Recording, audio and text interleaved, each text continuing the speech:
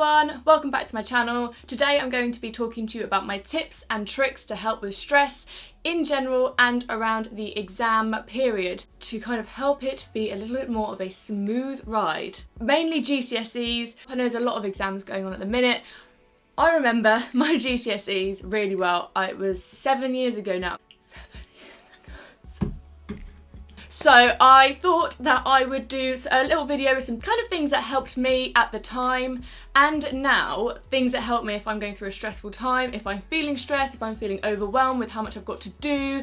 I am a little bit of a workaholic and I don't know when to give myself time off. The irony is I actually stressed about getting this video up because I wanted to film it weeks ago. It's so emotional. But I've been so busy. Overworking myself probably. I've written a list about the things to put in the video and top of the list is tip number 1, write a list. Now, I've tweeted about this and you guys know I love a list, okay? When I'm feeling overwhelmed with how much I've got to do, I just think, right, I've got so much going on in my head, and this is the same, I think, when anyone is stressed. If you've got so much going on in your head that you can't control, there's just things popping up all the time, like I need to do that, I need to do that, I need to do this. Just write it down, get pen and paper, write down a list, just a list of like things to do, things that are on your mind, just write it out, and then once it's on paper, you can start ticking things off. It doesn't look as bad when it's on a piece of paper. Although saying that, I write a list and I get carried away and I can't stop, but it's still good because I find it quite therapeutic. I find it very therapeutic. I get quite excited about a list, okay guys? Okay. You'll instantly feel more calm. Trust me on this one. When I was doing my GCSEs, I felt really overwhelmed with the amount of revision that needs to be done. So I sat down and I wrote a revision timetable, which is my next tip. Get yourself a calendar or just make yourself one. It's really easy. You just need to like draw some lines like that, draw a grid, date it, 1 to 30 or 31, and then you can just write down every day what you're going to do. When you've got so many subjects to study and to revise for, it just becomes too much, thinking, oh, I've got to do like 7 subjects I've got to revise today. You haven't. Take 2 a day. Start off with maybe one that you find not so enjoyable, so if you're not really into maths, or if you're not really into history, or if you're not really into music, then maybe put that one first. And then treat yourself with a subject that you enjoy afterwards, so you've got something to look forward to, literally 2 a day, and that's it. So you think about if you've got, 10 subjects, you can do that in a week, 5 days. If you've got 14 subjects, you can do that in a week. So every week you know that you're revising everything. Does that make sense? It helped me, and it just made it seem less overwhelming, and that's probably going to be a word of the video. But it did. So there we go, write a revision timetable. Another big thing to remember, big thing to remember, work at your own pace. Don't compare yourself to what Sally down the road is doing. Don't compare yourself to Johnny who's like revised all of his and done 5 mock papers and got A's or A stars in all of them. It doesn't matter. Work at your own pace. Everyone is different. Everyone works differently. I'm a visual learner. I don't do well looking at things and reading. Like, I'm not a reader, I'm not a big reader. Give me a piece of text and I'm like, it's daunting. I won't take any of it in, I'll just skim over it and that'll be that. But give me a video to watch or visual images to put something next to, that's how I'll learn. So just take your time and please leave yourself plenty of time. And you have to be tough on yourself. If people want to go out and you want to go out and have fun, like sometimes you have to sacrifice a bit of that. But at the same time, make sure you give yourself a balance. Because if you are a bookworm and you're just stuck indoors all day, every day, just revising, some people that works for, other people it doesn't. Take this for example, right? Social media, okay? Very distracting. Very, very distracting. I know, I'm on it all the time. I have to be for videos, for music, but at the same time, it can take you away from what you're doing. Here's a prime example of GCSE time and coursework time, essay writing, etc. One of my best friends gave her Facebook password to her boyfriend at the time so that she couldn't go on it. So she had no access at all, no distraction. Whereas me, my distraction is doing work, blah, blah, blah, blah, blah, blah. That's me like writing an essay. La la la la. And then thinking, oh, have I got a notification? Oh, and like constantly checking. That's my distraction. So what I did, and I'm not saying do this because it might not work for everyone, I kept Facebook up so that I could see if I had a notification or not whilst I was essay writing. Because that way I wasn't distracted thinking every kind of 5 minutes or so, oh, I better go and check. I could see that no one had written to me, we're not that popular. So I was like, right, then I know that I don't have to go and check it every 5 minutes. So that was for me, that really helped. That's another thing. Give yourself breaks. It is so important to give yourself time off. Says me, who crams everything in that I can every second of the day and doesn't give myself time off. Get out, have fun. Remember, enjoy your life. Silly, but it helps. If I'm doing too much, just going for a walk around the garden, getting outside, like get outside. Because if you get stuck inside all day, you're gonna go crazy. You really are. I can't really talk for giving myself time off, but do, because it's good. Work it into your schedule. Have a break. Have time off. You know, put it in your calendar. Give yourself treats as well. Like give yourself an incentive to do something. So be like, I'm going to do my maths today for an hour or for half an hour or for quarter of an hour, however long you can do it for, because some people's attention span isn't that long. I tell you, mine isn't. If I'm trying to look at algebra, I'm like, what is pi? What is x? What is y? Why am I doing this? Do you know what I mean? Drink plenty of water. It's a thing that not all of us do, but it really does help. I mean, it's a typical one, isn't it? It's like classic, like drinking enough water, get some exercise. But honestly, it helps. Like exercise if you can, de-stress yourself, take a bath, go for a run, go to the gym, whatever you do. Also, make sure you get plenty of sleep. Sleep is so good. So make sure you get plenty of it. It's your body and your brain. Like there's so much going on in your brain at the minute. It's mentally exhausting. So make sure you get enough sleep because your poor body needs it. Yes.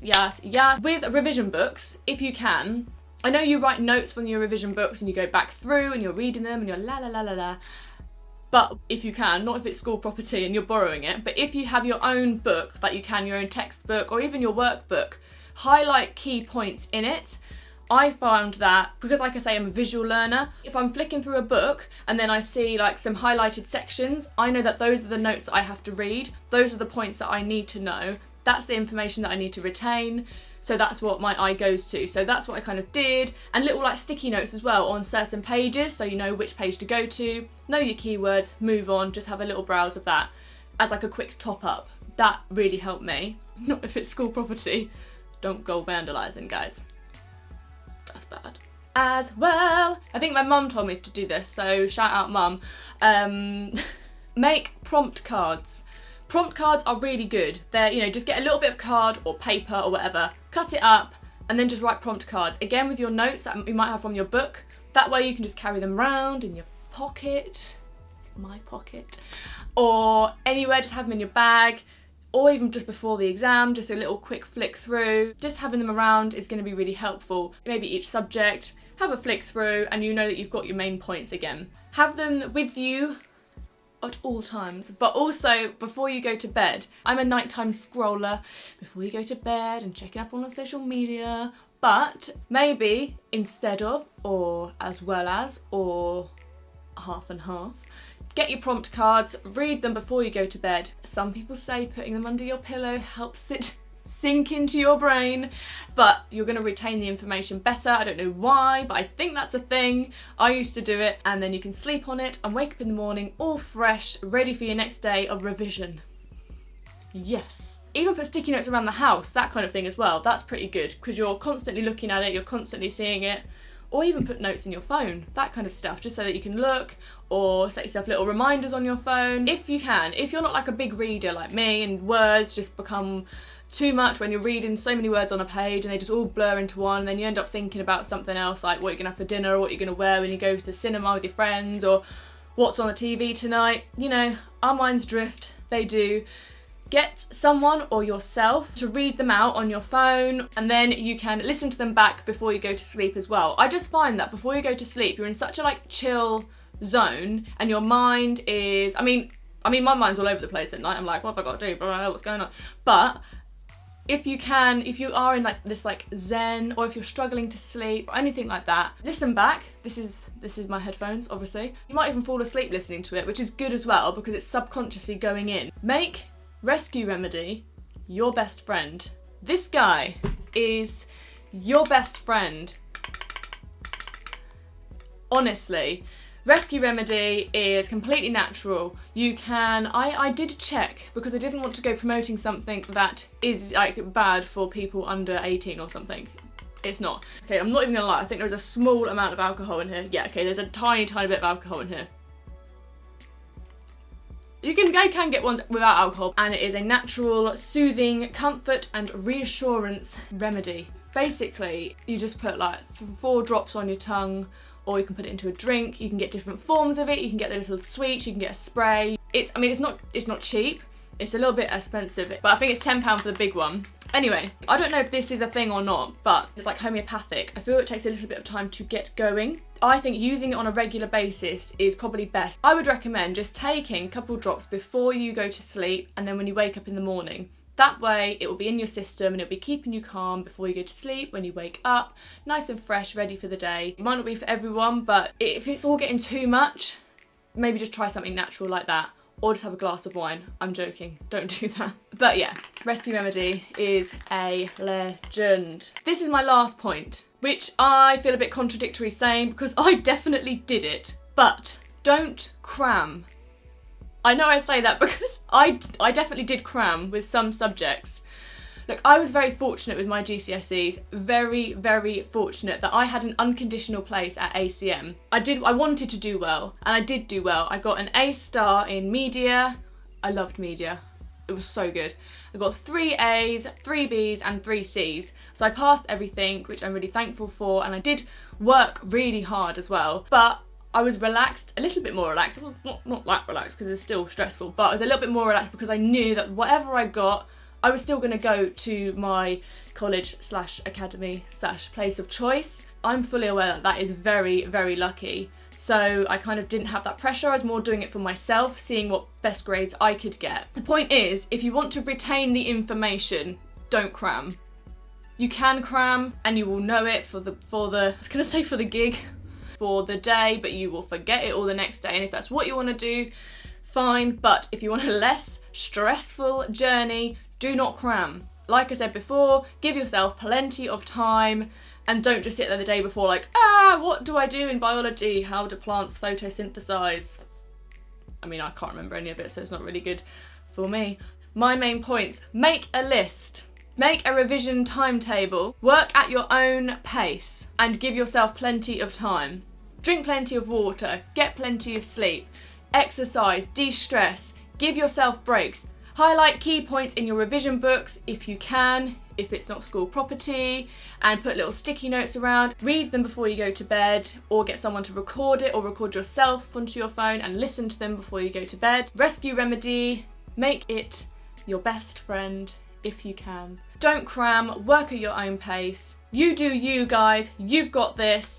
Crack on, good luck with all of your exams. And I mean, it was mainly obviously exam based, but I hope some of those tips as well can help you with general stress in your life as well. Don't overwhelm yourself with tasks. Give yourself realistic goals in a day, realistic time frames. Have what you hope to achieve versus a reality. Once I distinguished the two, I've been a lot more calm. Don't put pressure on yourself. Just enjoy what you're doing. Make sure you enjoy it, because otherwise there's no point, basically. So on that note, I'm going to round up this video. Good luck with all of your exams and with any stress in your life. If you're feeling stressed at all and want to talk about it, talk about it. Don't keep it to yourself. Really don't. If I get stressed, sometimes I'll snap. I'll just be like, I'm sorry, I'm feeling really stressed at the minute. Just tell your friends and family you need some time to yourself. You need some time alone, or you need to feel like you want to go out with them or do something. Just be honest and talk about your feelings, because your emotions and your feelings are going to be so raw when you're stressed. And everything's at the surface and everything seems so much. And silly things like who ate the last biscuit or who finished the milk when you wanted a cup of tea and didn't buy another one are going to seem like the end of the world. I mean, it's not. I mean, it is quite annoying. But just tell people why you're feeling stressed. Just talk about it. please write in the comments below. I will be replying to you. If you need anything, write to me on social media. Don't be alone in your stresses. So thank you guys so much for watching. I love you guys. Good luck with all of your exams. If you liked this video, please give it a thumbs up, share it and spread the word so that everyone can be stress-free together during the exam period or just in general life. Please hit that subscribe button if you haven't already. Give this video a like for more videos like this in the future. Share the love, and I will see you guys in my next video. Bye!